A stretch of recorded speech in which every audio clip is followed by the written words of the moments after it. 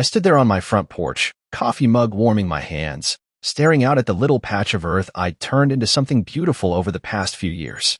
My garden was my pride, my quiet corner of the world after everything fell apart with Clarissa.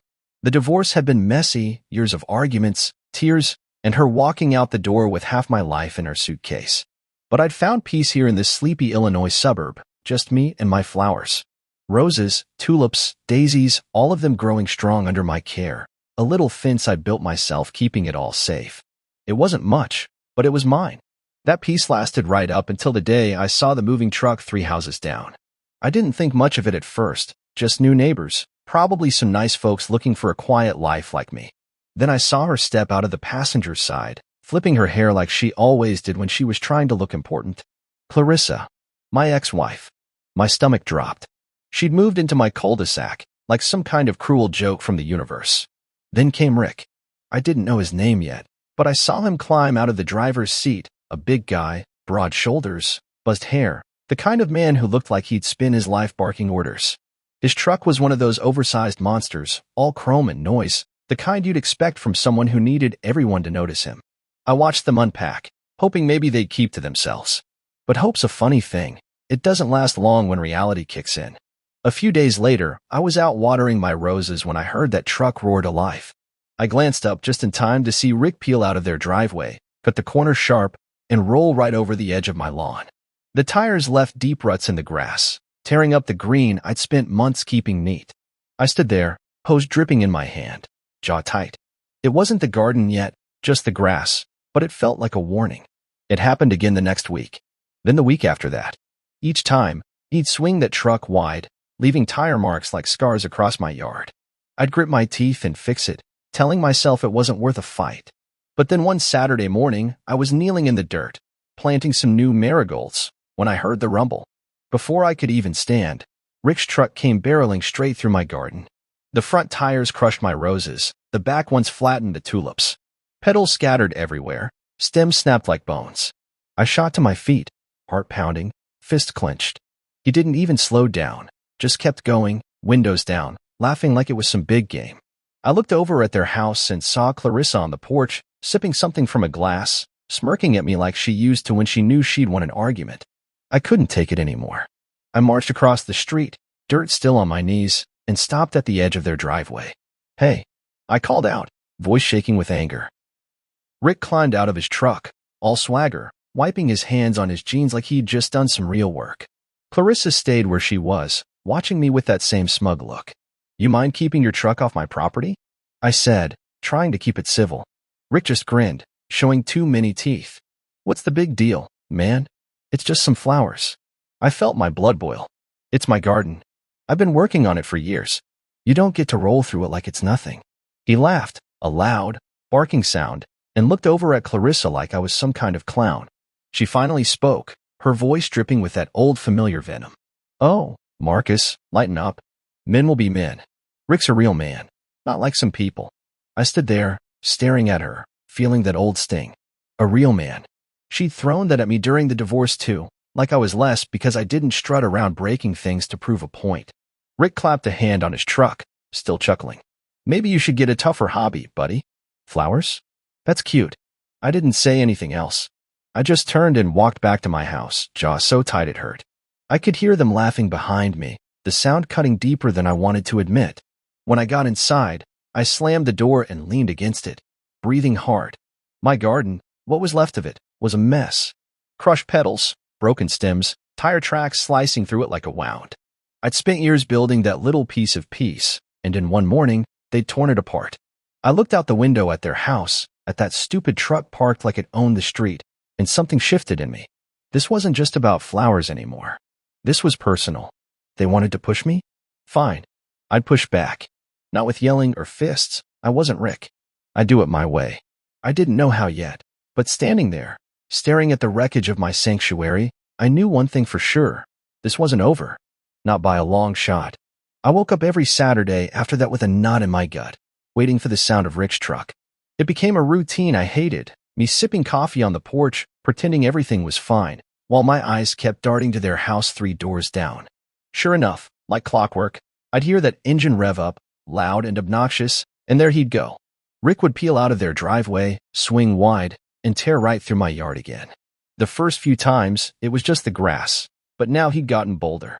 He'd aim for the garden itself, tires chewing up what was left of my flowers, leaving mud and broken stems in his wake. I'd stand there, gripping my mug so tight I thought it might crack, watching him roar off down the street like he owned the whole damn neighborhood.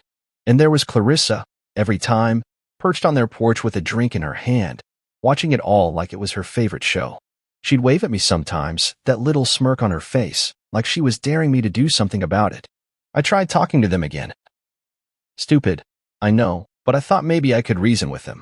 One afternoon, after he'd flattened my daisies, I walked over, hands shoved in my pockets so I wouldn't do something dumb like swing at him. Rick was leaning against his truck, wiping down the hood like it was a prize horse. Clarissa sat on the steps, swirling ice in her glass. Hey, I started, keeping my voice steady. I'm asking you again, keep that thing off my yard. It's not a racetrack. Rick didn't even look up, just kept polishing. It's just a little fun, man. Relax. Fun. That word hit me like a slap. It's not fun for me, I said. That garden's mine. I put years into it. You're wrecking it for no reason. He finally straightened up, towering over me with that smug grin. It's just dirt and petals, Marcus. Maybe if you had something worth protecting, I'd care. I felt my face heat up, but before I could snap back, Clarissa chimed in. He's asserting his manhood, she said, like it was the most obvious thing in the world. You wouldn't get it. Asserting his manhood. I wanted to laugh, but all I could feel was the rage bubbling up inside me. I walked away again that day, their laughter chasing me back to my house. Every time I tried to stand up for myself, they turned it into a joke. I'd patch up the garden as best I could, replant what I could save, smooth out the ruts, but it wasn't the same. The neat rows were gone, the fence was leaning, and every fix felt like a Band-Aid on a broken leg. I started avoiding my own front yard, just so I wouldn't have to see the damage. But I couldn't avoid the sound. Every weekend, that truck. Every weekend, their mocking voices. Rick started yelling stuff when he drove by, nice weeds, buddy, or grow a pair, flower boy. And Clarissa would cackle like it was the funniest thing she'd ever heard. I'd lie awake at night, staring at the ceiling, replaying it all in my head. It wasn't just the garden anymore. It was the way they looked at me, like I was nothing, like I'd always been nothing to her. Then came the morning that broke me. I'd stayed up late the night before, working on a new section of the garden, trying to bring it back to life. I'd rebuilt the wooden fence by hand, hammering each plank into place, feeling a little bit of pride creep back in. I went to bed tired but hopeful. When I woke up, I shuffled outside with my coffee, expecting to see my work still standing. Instead, I froze. The garden was gone. Not just damaged, destroyed. Every plant was uprooted, stomped flat, or torn out. The fence I'd spent hours on was kicked in, splintered wood scattered everywhere. Deep tire tracks ran through the middle, and I could still smell the exhaust hanging in the air. It looked like a war zone, like some monster had ripped through it just to spite me. I dropped my mug, coffee splashing on my boots, and just stood there, chest tight, hands shaking. I didn't need to guess who did it. I could hear Rick's truck idling down the street, and when I looked up, there he was, leaning out the window with that same stupid grin. Oops, he called out, then gunned the engine and took off. Clarissa was on the porch again, laughing so hard she nearly spilled her drink. I didn't move for a long time. I just stared at the mess, my mess now. The last thing I had, the one thing I'd held on to after she left me, was gone. It wasn't just dirt and petals to me. It was every quiet morning I'd spent out there, every hour I'd poured into making something good out of the wreckage she'd left behind. And they'd taken it, just because they could. I walked back inside, slammed the door, and sank into a chair, my mind racing. I wasn't going to beg them anymore. I wasn't going to yell or reason or play their game. They thought they could walk all over me, literally, and get away with it. They thought I'd just take it, like I always had with her. But not this time. I didn't know what I was going to do yet, but as I sat there, staring at my muddy boots, a fire started burning in me. This wasn't about flowers anymore. This was about them thinking they could break me and laugh while they did it. I wasn't broken yet, and I wasn't going to let them win. I'd find a way to make them regret this. I'd make sure of it. I couldn't sleep that night after they trashed my garden. I kept seeing it every time I closed my eyes. The smashed flowers, the broken fence, the tire tracks cutting through it all like a knife. I lay in bed, staring at the ceiling, my mind spinning with anger and something else, something sharper. I wasn't just going to fix it this time. I wasn't going to let Rick and Clarissa keep laughing at me like I was some pushover they could stomp on whenever they felt like it. By the time the sun came up, I'd made up my mind. I needed a plan, something smart, something that'd hit them where it hurt without me ever throwing a punch. I didn't have Rick's size or Clarissa's venom, but I had my head, and I was going to use it. I grabbed my phone and scrolled through my contacts until I found Cal Benton's name. If anyone could help me pull this off, it was him. Cal was an old friend from way back, before Clarissa, before the divorce, when life was simpler. He lived out in the sticks now, a farmer with a knack for tinkering. He'd built all kinds of weird stuff over the years, contraptions for his crops, gadgets to scare off crows, even a little robot dog once, just for laughs. I hadn't talked to him in a while, but he owed me a favor from a few summers ago when I'd helped him haul hay after his truck broke down. I dialed his number, pacing my kitchen, the wrecked garden glaring at me through the window. "Marcus Shaw, you old dog," Cal answered, his voice rough and cheerful. "What's got you calling me at the crack of dawn?" I didn't waste time. "I need your help, Cal. My ex-wife's new husband's been tearing up my yard, and I'm done taking it. I want to set something up. Something to stop him cold." There was a pause, then a low chuckle. "Sounds like a man's crossed a line. Tell me what you're thinking." I laid it out. How Rick kept driving through my garden, how Clarissa egged him on, how they destroyed everything I'd built. Cal listened, grunting now and then, and when I finished, he didn't hesitate. "I've got just the thing," he said. "You ever hear of a perimeter mat? Farmers use 'em to keep cows from wandering. Low voltage won't kill anybody, but it'll make 'em wish they'd stayed home. I've got one I can tweak for you." My ears perked up. "What else you got?" He laughed again. "How about motion sprinklers? Freezing cold water hits 'em the second they step where they shouldn't. And, oh, you'll love this, a motion speaker. I rigged one up with a sound that'll scare the devil himself. Part demon, part hellhound, loud as sin. They'll think the gates of hell opened up." I could feel a grin creeping across my face. "That's perfect, Cal. Can you get it to me quick?" "Give me a day to round it up," he said. "I'll drop it off tomorrow. You owe me a beer after this, though." "Deal," I said, already feeling lighter than I had in weeks. Cal showed up the next afternoon, his beat-up truck rattling into my driveway. He climbed out, wiry and sunburned, hauling a box of gear that clinked and rattled. "Here's your revenge kit," he said, setting it down with a thud. He walked me through it. The mat was a thin, rubbery thing I could bury under a layer of dirt, wired to a little battery pack. The sprinklers were small but tough, easy to hide in the flower beds. And the speaker, he hooked it up to his phone and played the sound for me. It was a deep, guttural roar, like something out of a nightmare, loud enough to wake the whole street. "They'll crap their pants," Cal said, grinning. I nodded, picturing Rick's smug face turning to panic. "Let's hope so." We spent the rest of the day setting it up. I dug shallow trenches along the edge of my yard, laid the mat down, and covered it with soil so it looked like nothing was there. The sprinklers went in next, tucked behind what was left of my plants, aimed right at the path Rick always took. The speaker I hid under the porch, angled so the sound would blast out toward the street. Cal wired it all to motion sensors, step on the mat, and the whole show would start. I added one more thing, my old security cameras. I'd bought them cheap a while back, mostly to watch for package thieves, but now they'd be my eyes. I mounted one on the porch, another by the garage, both aimed at the yard. If Rick tried anything, I'd have proof. By the time we finished, the sun was setting, and my little house looked normal again, except now it was a trap, waiting to spring. Cal clapped me on the shoulder. "You're a patient man, Marcus, but even patient men got limits. This'll teach him." I thanked him, handed him a cold beer from the fridge, and sent him on his way. Then I went inside, grabbed a fresh mug of coffee, and settled into a chair by the window. It was dark out, the street quiet, but I wasn't going to bed. I wanted to be awake when Rick made his next move. I knew he'd come.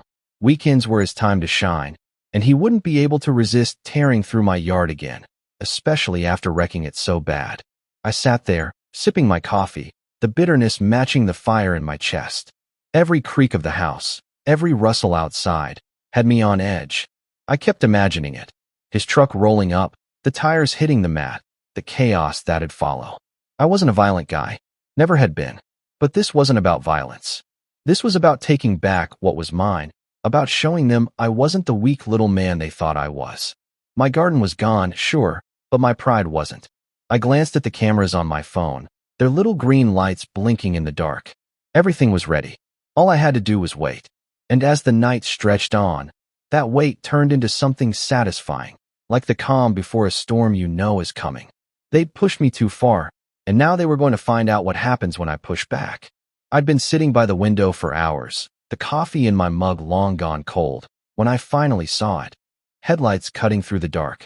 It was 2 a.m., the street dead quiet except for the low growl of Rick's truck creeping closer. My heart started pounding, not out of fear, but something else. Anticipation, maybe even excitement. I'd spent all day setting up my trap with Cal, and now it was time to see if it worked. I leaned forward, peering through the blinds, watching that oversized beast of a vehicle roll down the cul-de-sac. Rick didn't even try to be subtle. He swung wide, just like always, aiming straight for my yard. I held my breath as the front tires crossed the line, hitting the spot where I'd buried the mat. Then it happened, zap.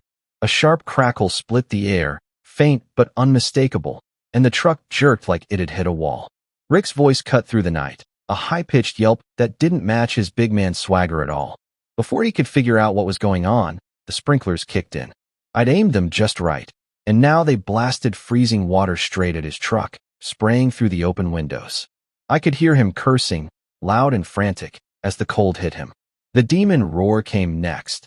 Cal's speaker let loose that ungodly sound, a deep, guttural howl that echoed off the houses like some monster had clawed its way out of hell.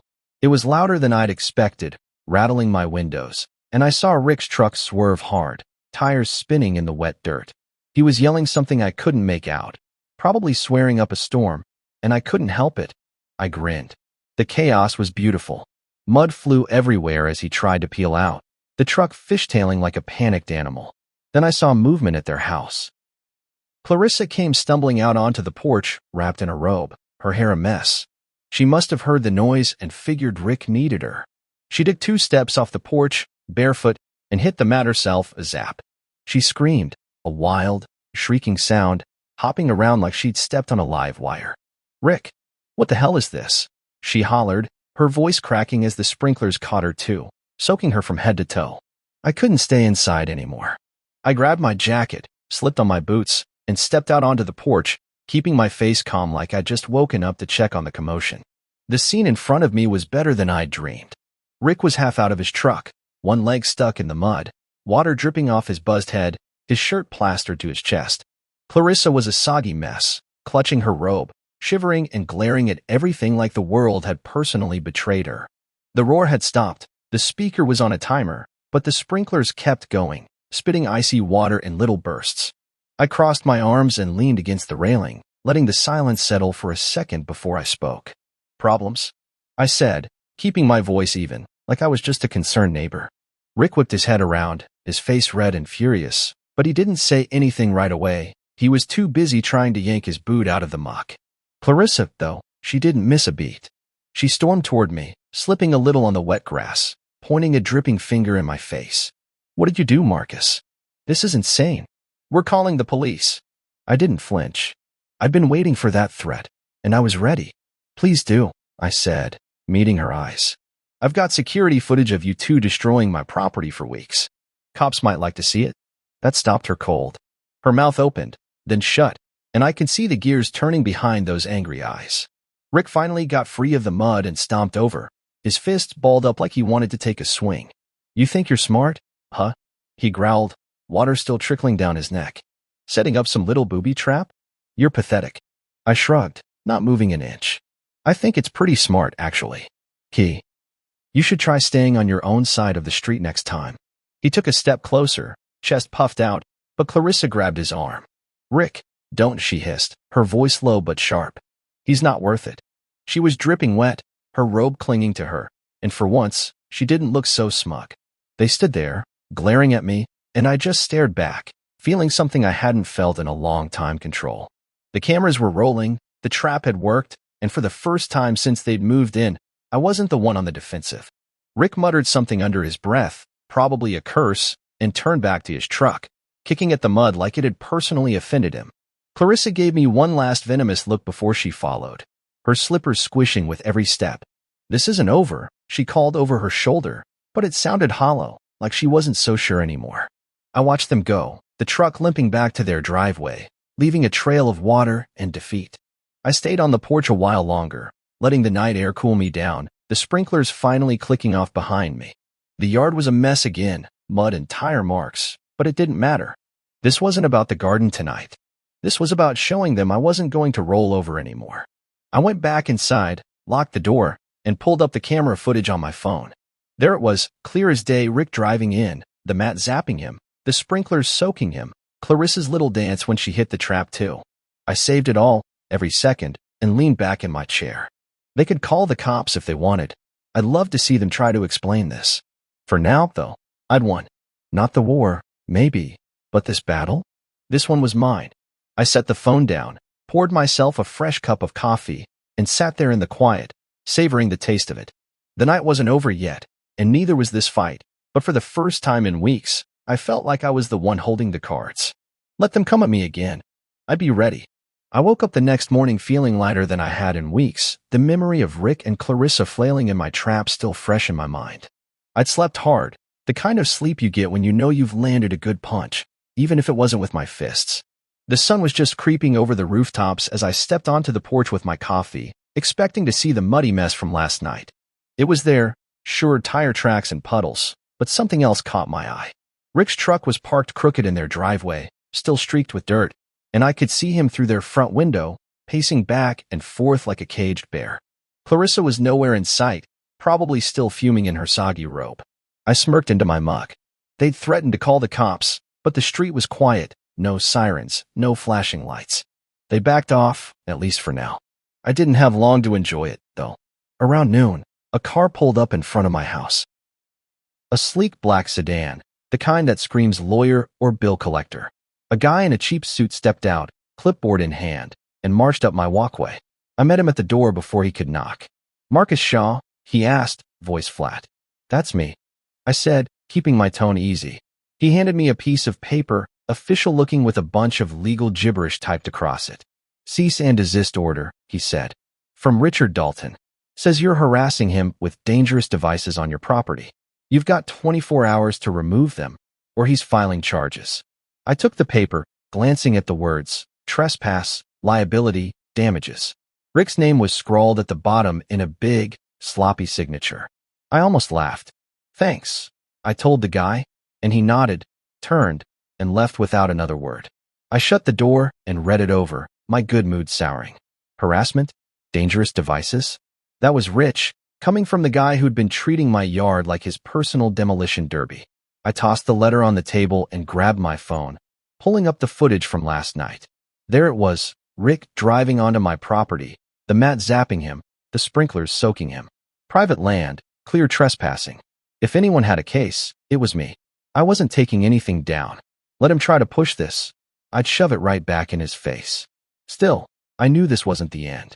Rick didn't strike me as the type to let a little zap and some water stop him, and Clarissa was too stubborn to let me have the last word. I figured they'd lick their wounds for a day or two, then come at me again. I was right, just not in the way I expected. It started small that evening. I was out front, cleaning up the mud from the night before, when I noticed something off. A couple of ketchup packets were stuck to one of my garden gnomes, the kind you get from fast food joints, smeared red across its little hat. I frowned, picked them up, and tossed them in the trash, thinking maybe some kid had dropped them. Then, the next morning, I found empty beer cans jammed into what was left of my flower beds, 3 of them, crumpled and stinking of stale booze. I stood there, hands on my hips, staring at them. This wasn't random. Kids don't sneak around planting cans like that. I checked the cameras. Nothing clear, just shadows moving in the dark, too far off to make out a face. My gut told me it was Rick, though. He wasn't dumb enough to drive through again, not after last night. But this was petty enough to be him. It got worse over the next few days. One night, I came home from the hardware store to find garbage scattered across my lawn. Banana peels, coffee grounds, some wrappers, like someone had emptied a trash bag and run off. The next morning, I stepped outside and gagged. Someone had dumped a pile of used cat litter right by my porch steps. The smell hit me like a punch, sour and sharp, and I had to grab a shovel to scoop it into a bag before I could even get to my mailbox. I checked the cameras again. Still nothing solid, just a flicker of movement near the edge of the frame. Whoever it was knew where the blind spots were, and that made my blood run hot. Rick had been watching, figuring out how to dodge my setup. I could picture him snickering about it, Clarissa egging him on with that smirk of hers, thinking they'd found a new way to get under my skin. I wasn't wrong about them brooding, either. Every time I saw Rick outside, he'd glare at me across the street, his jaw tight, his big shoulders hunched like he was holding himself back. Clarissa kept her distance, but I'd catch her on their porch sometimes, staring at my house with those cold eyes, sipping her drink like she was plotting. They weren't yelling anymore, weren't mocking me to my face, but this quiet revenge was worse. It was sneaky, dirty, and it made me feel like my little victory last night hadn't meant a damn thing. I'd humiliated them, sure, but now they were hitting back in ways I couldn't prove.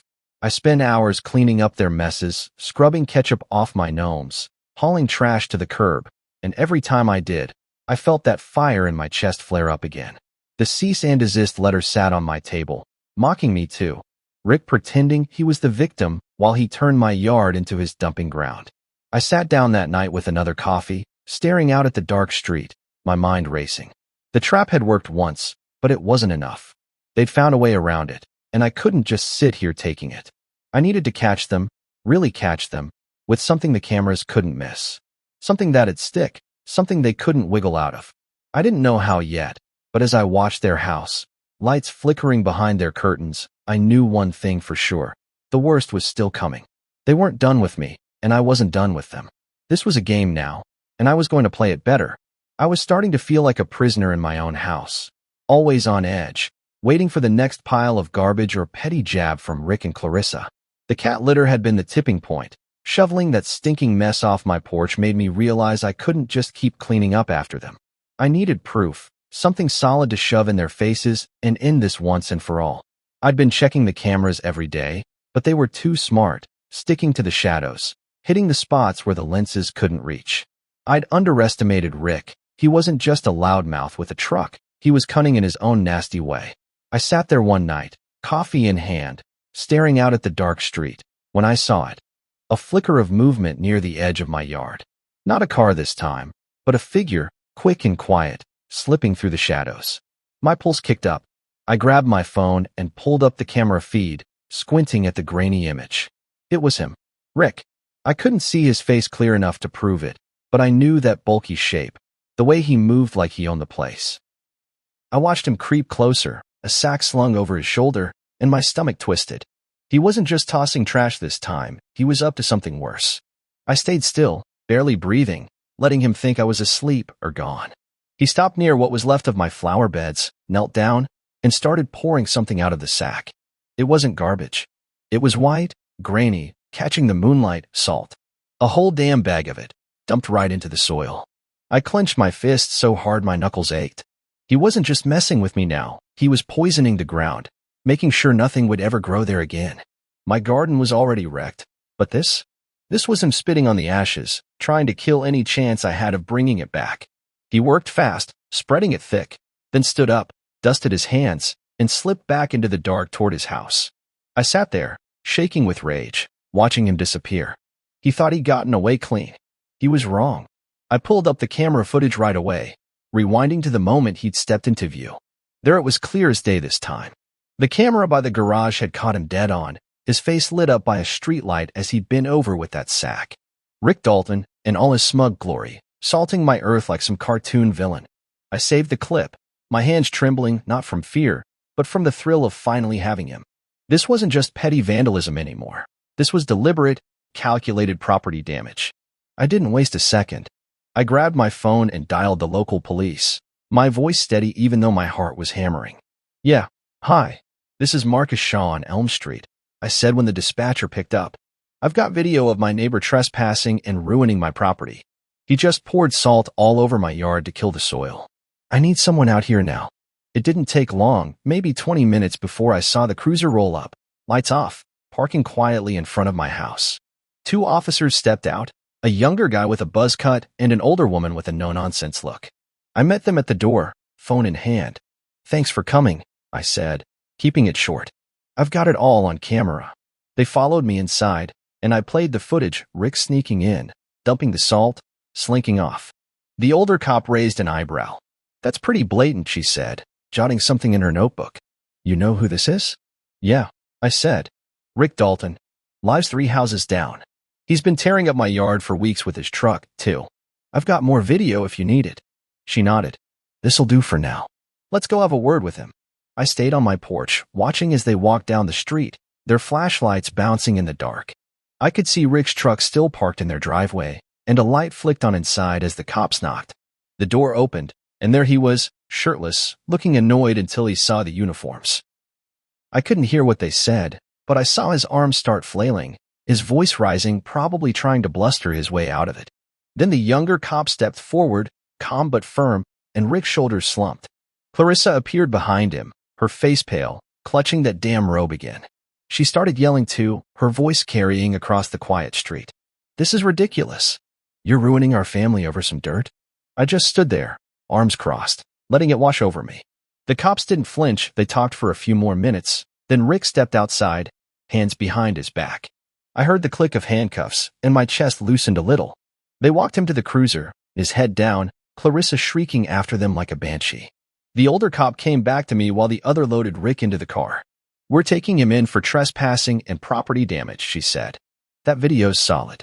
You want to press charges?" "Damn right I do," I said, no hesitation. She gave me a small nod, like she'd expected that. "We'll need you to come down to the station tomorrow with the footage. For now, he's spending the night in a cell." I thanked her, and they drove off, Rick's silhouette slumped in the back seat.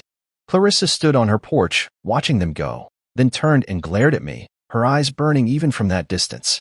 I shrugged, just enough for her to see it. "Should have thought of that before you ruined my garden," I said, loud enough to carry. She didn't answer, just spun around and slammed her door. I went back inside, locked up, and sank into my chair, the adrenaline still buzzing in my veins. The yard was a lost cause now, salted and dead, but that didn't matter tonight. I'd caught him. I'd won this round, and they couldn't laugh it off this time. I poured myself a fresh coffee, the steam curling up, and let myself smile. It wasn't over. Clarissa's look told me that much, but for now, I had the upper hand, and it felt good. I woke up the next morning to a quiet street, the kind of stillness that felt almost too good to be true after everything. Rick was gone, hauled off in cuffs the night before, and I figured Clarissa was still reeling from it all. I stepped outside with my coffee, expecting to feel some kind of triumph, but the sight of my yard, the salted soil, the broken fence, dampened it a little. I'd gotten him, sure, but the damage was done. Still, I wasn't about to let that ruin the moment. I sipped my coffee and watched their house, wondering how long it'd take Rick to post bail. Not long, it turned out. By noon, I saw his truck roll back into their driveway, slower than usual, like he was trying not to draw attention. He climbed out, head down, and disappeared inside without a glance my way. Clarissa stepped onto the porch a minute later, pacing like a caged animal, her phone pressed to her ear. I couldn't hear her, but her wild gestures told me she was furious, probably yelling at a lawyer or a friend about how unfair it all was. The neighborhood started buzzing after that. I caught Mrs. Henley, the old lady next door, peering over her fence at me while she watered her plants. "Heard the cops were here last night," she said, her voice curious but not pushy. "Yeah," I said, keeping it simple. "Caught him wrecking my yard on camera." She nodded, a little smile tugging at her lips. "Good for you, Marcus. That man's been a menace since he showed up." It wasn't just her. Other neighbors started giving me nods or quick waves when I passed by, like I'd done something they'd all been too polite to try. It felt good, knowing I wasn't alone in this, but it didn't last long. That night, around 3 a.m., I jolted awake to a sharp crackling sound outside. I stumbled to the window, rubbing sleep from my eyes, and saw it, flames licking up from my trash can by the curb, a bright orange glow against the dark. My heart sank.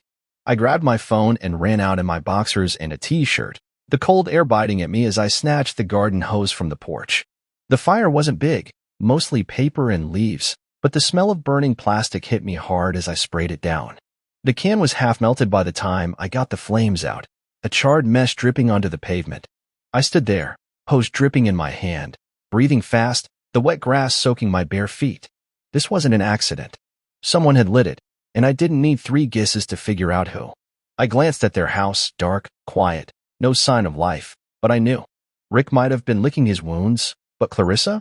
She was a different kind of mad, the kind that didn't stop. I trudged back inside, soaked and shivering, and pulled up the camera footage. My stomach twisted as I watched a hooded figure, quick and careful, slipping up to the kin with a lighter in hand. The angle was off, the face shadowed, but I recognized her shape, the way she moved. Clarissa. She'd stayed just out of the clear frame, dodging the spots where the cameras could nail her. Smart. Too smart.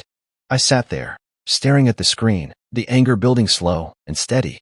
She'd gone too far now. Arson wasn't a prank, wasn't petty trash tossing. This was dangerous, and I couldn't let it slide. But the footage wasn't enough, not yet. The cops would call it circumstantial, and she'd wiggle out of it with that smug grin of hers. I needed more, something airtight, but I didn't know how to get it. I spent the next day cleaning up the mess, hauling the ruined kin to the garage, my mind racing. Rick stayed out of sight, probably under orders to lay low after his arrest, but Clarissa was everywhere, pacing her porch, glaring at me whenever I stepped outside, her eyes like daggers. The neighbors kept their distance now, whispering among themselves, and I could feel the tension creeping up the street. This wasn't over, not by a long shot. I started double-checking the cameras every night, tweaking their angles, hoping to catch her if she tried again. I even set the sprinklers back up, just in case Rick got bold, but it was Clarissa I was worried about now. She was unhinged, wilder than I'd ever seen her, even during the divorce. I'd humiliated her precious Rick, and she wasn't going to let that go. I barely slept, jumping at every sound, my coffee going cold as I sat by the window, watching, waiting. I was ready for a long game. She'd slip up eventually, and I'd be there when she did. But then, out of nowhere, help came knocking. It was late afternoon, the sun dipping low, when I heard a tap on my door. I opened it to find Brielle Knox, the teenage girl from 2 houses over, standing there with her hands in her pockets. She was a quiet kid, always fiddling with that drone of hers, and I'd never talked to her much beyond a wave hello. "Hey, Mr. Shaw," she said, shifting her weight. "I, saw what happened with your trash can, and I know who did it." I blinked, caught off guard. "What do you mean?" She glanced over her shoulder, then back at me. "I've got drone footage." Caught her lighting it. "Clarissa. She egged my dog's crate last week, and I've been watching her ever since. I'm done with her crap." My jaw dropped. "You've got video?" She nodded, pulling out her phone. Clear as day. "Want it?" I grinned, wider than I had in weeks. "Brielle, you just became my favorite neighbor." She smirked a little, and I knew right then, this was the break I'd been waiting for. Clarissa was done. I stood there on my porch, still reeling from Brielle's visit, my mind buzzing with what she'd just handed me. She'd show me the drone footage on her phone, grainy at first, but then it zoomed in, clear as daylight. There was Clarissa, sneaking out of her house in that hoodie, lighter flickering in her hand as she bent over my trash can. The flames caught quick, and she darted back, glancing around like a nervous cat before disappearing into the shadows. Brielle had caught every second, her drone hovering silent above the street. "I figured you'd want this," she'd said, her voice sharp with her own grudge. "She's been a jerk to everyone, not just you." I'd nodded, barely able to speak, and she'd sent me the file right then and there. "Thanks, Brielle," I'd managed, and she'd shrugged like it was nothing, heading back home with her hands in her pockets. But it wasn't nothing, it was everything. I went inside, locked the door, and pulled up the video on my laptop, watching it again, then again. My hands were steady now, no more shaking, just a calm certainty settling in. This wasn't like the camera footage of Rick, blurry and arguable. This was her face, her movements, undeniable. Arson. She'd crossed a line she couldn't walk back from, and I had her dead to rights.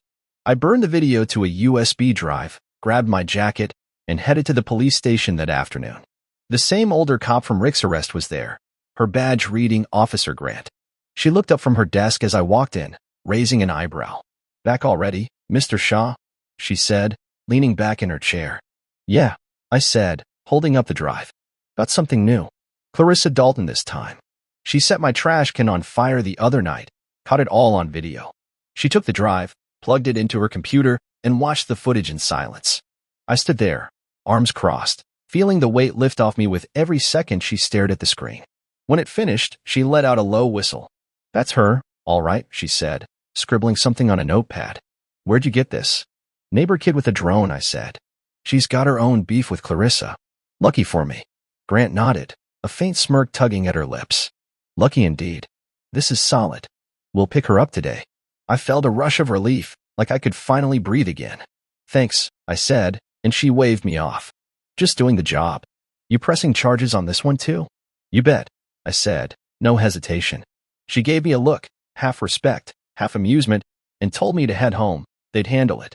I was back on my porch by late afternoon, coffee in hand, when the cruiser rolled up to their house.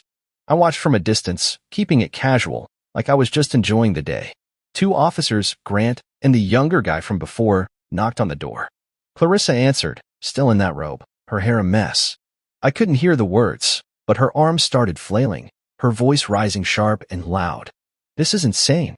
You can't do this, she shouted, loud enough for me to catch it. Grant stayed calm, saying something I couldn't make out, and then the younger cop stepped forward, cuffs in hand. Clarissa froze, her mouth open, then tried to back inside. They didn't let her. Grant grabbed her arm, gentle but firm, and turned her around. The cuffs clicked, and she started yelling again, a string of curses and pleas that echoed down the street. Rick came barreling out then, his face red, fist clenched. What the hell's going on? He roared, stomping toward the cops. I tensed, expecting a fight, but the younger officer moved fast, blocking Rick's path. Step back, sir, he said, voice hard. Rick didn't listen. He swung an arm, not at the cop but toward me, pointing across the street. This is you, isn't it, you little bastard? He bellowed. I didn't move, just sipped my coffee, meeting his glare. The cop grabbed him, twisting his arm back, and Rick stumbled, swearing as they held him in place. Clarissa was still shrieking, her voice cracking now, as they walked her to the cruiser. He's lying. It's all lies, she cried, but it sounded weak, desperate. The neighbors were out now, Mrs. Henley on her lawn, a couple others peeking through windows, and I could feel their eyes on them. Grant shoved Clarissa into the back seat, slamming the door, while the younger cop kept Rick pinned until he stopped thrashing. Stay here, he told Rick, then joined Grant in the car. They drove off, Clarissa's muffled yells fading into the distance, leaving Rick standing there, panting, staring at me like he could burn my house down with his eyes. I set my mug down and walked to the edge of my porch, hands in my pockets. Rick took a step toward me, his fists balled up again, but he stopped short, maybe remembering the cops weren't far. You're dead for this, he growled, low and mean. Maybe, I said, shrugging. But she lit the fire, not me. You should have kept her on a leash. His face twisted, and for a second, I thought he'd charge anyway, but he just spat on the ground and stormed back inside, slamming his door so hard the windows rattled. I stood there a minute longer, the street quiet again, the weight of it all sinking in. Clarissa was gone, arrested, locked up, and Rick was stuck, helpless for once. I'd done it. Not just a zap or a scare this time. I'd hit them where it hurt. I went back inside, locked up, and sank into my chair, the adrenaline fading into something calmer. The garden was still a wreck, the trash can a melted lump, but none of that mattered right now. I'd taken back control, piece by piece, and they couldn't laugh it off anymore. The fight wasn't over, Rick's glare told me that. But tonight, I'd won. And that was enough. I woke up the next morning to a street that felt different, quieter, heavier, like the air itself was holding its breath. Clarissa was gone, locked up on arson charges, and Rick was stuck licking his wounds. I stepped outside with my coffee, expecting to feel some kind of victory, but it was bittersweet. The salted soil stared back at me, a dead patch where my garden used to be, and I couldn't shake the weight of it all. I'd won a battle, sure, but the war had left scars I couldn't ignore. I sipped my coffee and watched their house, the curtains drawn tight, no sign of life. Rick's truck sat in the driveway, still streaked with mud from that night I'd zapped him, and I wondered how long he'd stay quiet. Not long, I figured. He wasn't the type to let this go, not with Clarissa behind bars because of me. The neighborhood had shifted too. Mrs. Henley waved at me from her yard, a little more warmth in it than usual, and I caught a few other neighbors glancing my way, some with nods, some with quick looks before turning away. Word had spread fast. Rick's arrest, Clarissa's meltdown, the whole messy saga. I wasn't sure if they saw me as a hero or just the guy who'd stirred up trouble, but it didn't matter. They weren't glaring at me like I was the problem anymore, and that was something. I spent the day keeping busy, cleaning up the last of the trash can mess, tweaking the cameras just in case, but my mind kept drifting back to Clarissa in that cell, Rick stewing across the street. She'd be out eventually, on bail or probation, and then what? I wasn't naive enough to think this was the end. Weeks passed, slow and tense. Clarissa came back one afternoon, a cab dropping her off in front of their house. I watched from my window as she climbed out, her face hard and cold, no robe this time. Just jeans and a jacket, her hair pulled back tight. She didn't look my way, just marched inside, and the door slammed behind her.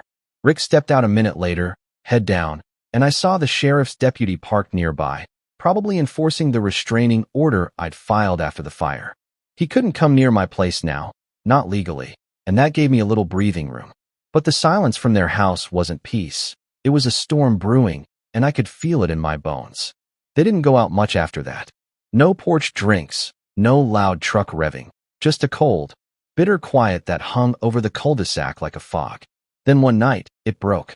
I was out front, checking the mail under the streetlights, when I heard footsteps, heavy, deliberate. I turned, and there was Rick, stomping across the street, his face twisted with something dark. My stomach tightened, but I stood my ground, hands in my pockets, keeping it casual. He stopped a few feet away, just outside the line the restraining order set, his fists clenched so tight I could see the veins popping. "You happy now?" he growled, his voice low and rough. "You destroyed us, you smug little prick." I looked at him, his buzzed hair glinting under the light, his eyes wild, and I felt a flicker of something. Pity, maybe, but not enough to soften me. "I didn't destroy anything," I said, keeping my tone even. "You two did that yourselves.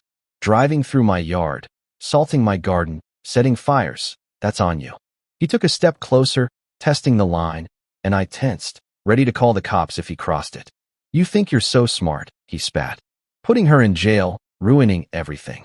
We're the laughingstock of this damn street because of you." I shrugged, not taking my eyes off him.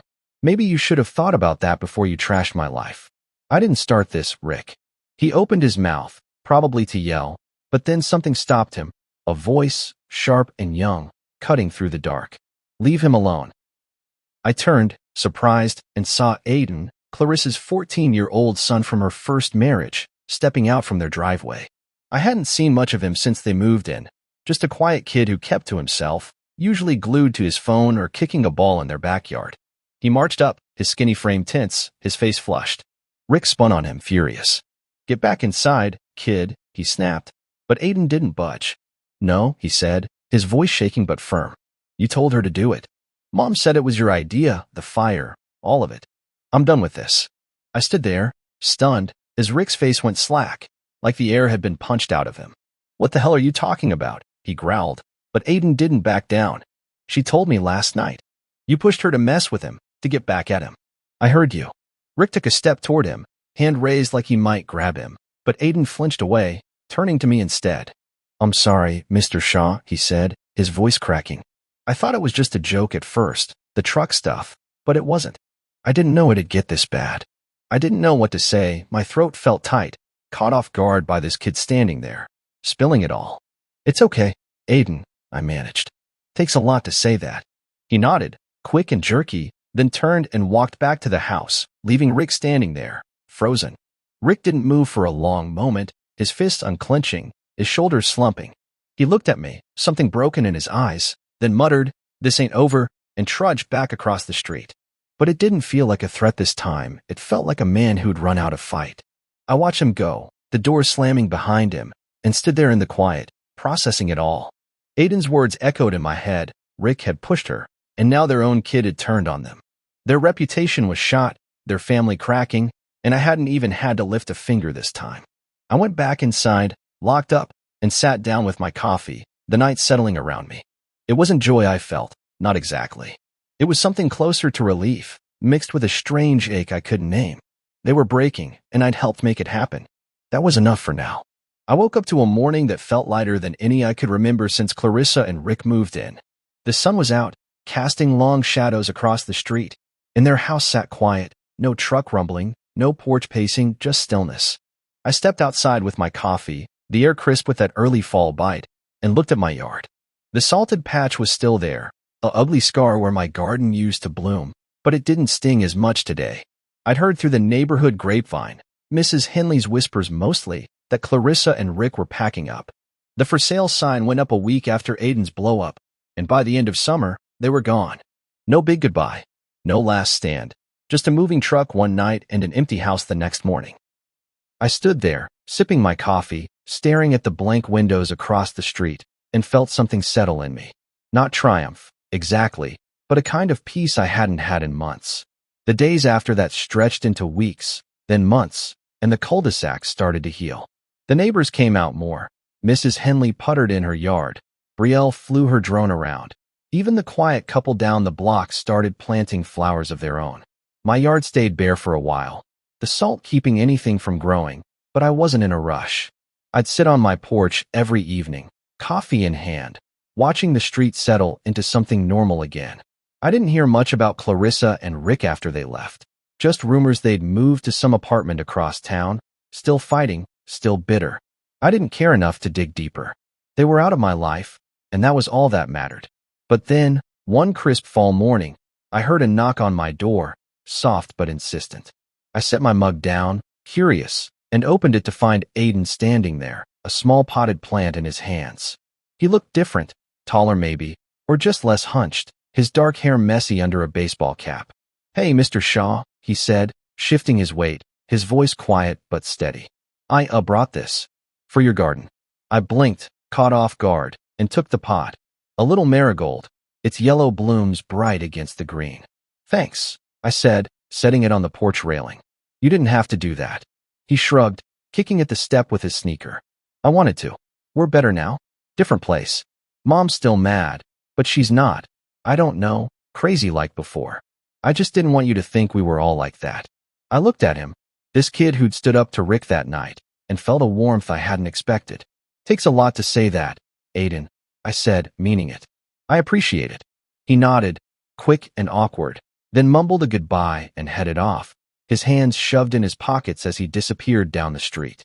I stood there a minute, holding that little plant, and something clicked. I'd spent months fighting, setting traps, chasing proof. Hell, I'd turned my yard into a battlefield just to make them stop. But this wasn't about revenge. It was about moving on. I took the marigold inside, grabbed a shovel, and went to work. The salted spot was still dead, but I dug around it, clearing a new patch near the porch where the soil was clean. I planted Aiden's gift there, patting the dirt down, feeling the earth under my hands again. It wasn't much, just one plant, but it was a start. Over the next few weeks, I added more. Daisies, tulips, even a couple rose bushes I picked up cheap at the hardware store. The neighbors noticed. Mrs. Henley brought me some cuttings from her yard, and Brielle started swinging by with her dog, a scruffy mutt named Rusty, to check my progress. "Looks good, Mr. Shaw," she'd say, her drone buzzing overhead, and I'd nod, wiping sweat off my brow. The garden came back slow, piece by piece, and with it, the street felt alive again. I'd sit out there every evening, coffee steaming in the cool air, watching the flowers catch the last light of day. The tire tracks faded, the broken fence got rebuilt, stronger this time, and that salted patch started to soften, grass creeping in where nothing used to grow. It wasn't the same as before, couldn't be, not after everything, but it was mine again, and that was enough. Brielle became a regular visitor, her dog flopping in my yard while she told me about school or her latest drone tricks. "Caught a raccoon on video last night," she'd say, grinning, and I'd laugh, feeling lighter than I had in years. Mrs. Henley started calling me over for tea sometimes, and I'd go, listening to her ramble about her grandkids, the quiet settling into something comfortable. One night, as the leaves turned gold and red, I sat on my porch, mug warm in my hands, looking out at the garden. It wasn't perfect, some plants were scraggly, others still small, but it was growing, steady and sure. I thought about Clarissa and Rick, about the chaos they'd brought, the nights I'd spent angry and sleepless. I'd fought hard to make it stop, and I'd won. Not with fists or yelling, but with patience, with proof, with people like Brielle and Aiden stepping up when I least expected it. I didn't hate them anymore. Didn't need to. They were gone, and I was still here, my little house quiet, my lawn untouched. I took a sip of coffee, the bitterness familiar and good, and let out a long breath. The fight was over, and the flowers were back. Sometimes, I realized, it's not about revenge, it's just about taking back what's yours and letting the rest go.